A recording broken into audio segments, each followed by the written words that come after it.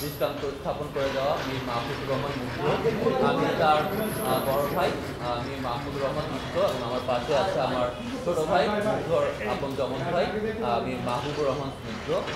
আমরা আজকে এই ইন্টারন্যাশনাল ক্রাইম ট্রাইব্যুনালে এসেছি সেই মুগ্ধের হত্যাকাণ্ডের অভিযোগ দায়ের করার জন্য। প্রধানত সে 18 জুলাই 2024 সালে গুলিবিদ্ধ হয়ে ইন্তেকাল করে, শহীদ হয়। সেই অভিযোগ দায়ের করার জন্য আমরা আজকে এখানে এসেছি আসলে।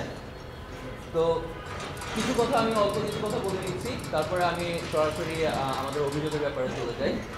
সন্তান হারিয়ে আসলে দীর্ঘ 6 মাসে আমাদের মা বাবা অনেকাংশে মানসিকভাবে আসলে বিপর্যস্ত হয়ে পড়েছেন। তো আমাদের সর্বাত্মক প্রচেষ্টা ছিল তাদেরকে স্বাভাবিক জীবনযাপনে আসলে যতটুকু পারা যায় ফিরিয়ে আনার জন্য, কিন্তু পারিপার্শ্বিক অনেক কিছুর কারণেই অনেক ধরনের প্রেশারাইজ সিচুয়েশন, যেমন অন্যান্য বিভিন্ন রাজনৈতিক দল এগুলোর মানুষজনের জন্য তারা এখনো পর্যন্ত সুস্থ স্বাভাবিক জীবনযাপনে আসতে পারছেন না। সেটা আমাদের একটি বড় কনসার্ন। এই 6 মাসে আসলে আমরা চেষ্টা করেছি আমাদের পক্ষ থেকে যতটুকু সম্ভব আমরা এই হত্যাকাণ্ডের ব্যাপারে যতটুকু প্রমাণ সংগ্রহ করা সম্ভব আমাদের নিজের উদ্যোগেই আমরা সংগ্রহ করা শুরু করেছি, যেহেতু প্রশাসন প্রথমে পুরোপুরি অকার্যকর অবস্থায় ছিল। তাই নিজ উদ্যোগে সব ধরনের ফুটেজ এগুলো কালেক্ট করা লেগেছে। এই একটু আগে আমি আধা ঘন্টা আগে আমাদের সোশ্যাল মিডিয়াতে একটি ভিডিও পুরোপুরি দিয়ে দিয়েছি।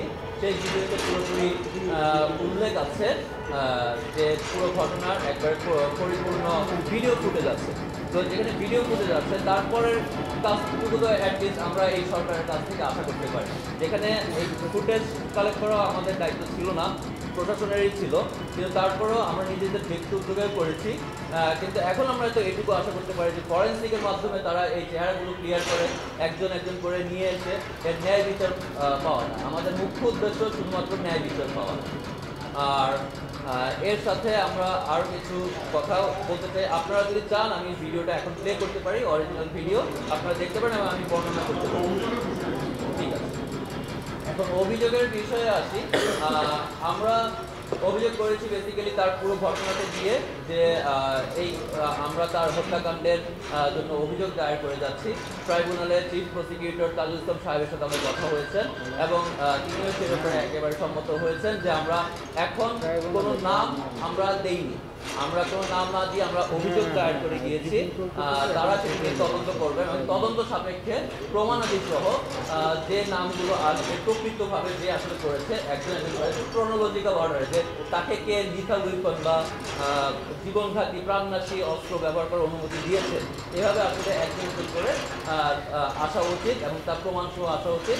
যে কারণে আমরা কোনো নাম বাদে শুধুমাত্র অভিযোগ দায়ের করে গিয়েছে এবং আমরা আশা রাখি এই সরকার এবং এই ট্রাইব্যুনাল আমাদের সেই আশা পূরণ করতে সক্ষম হবে।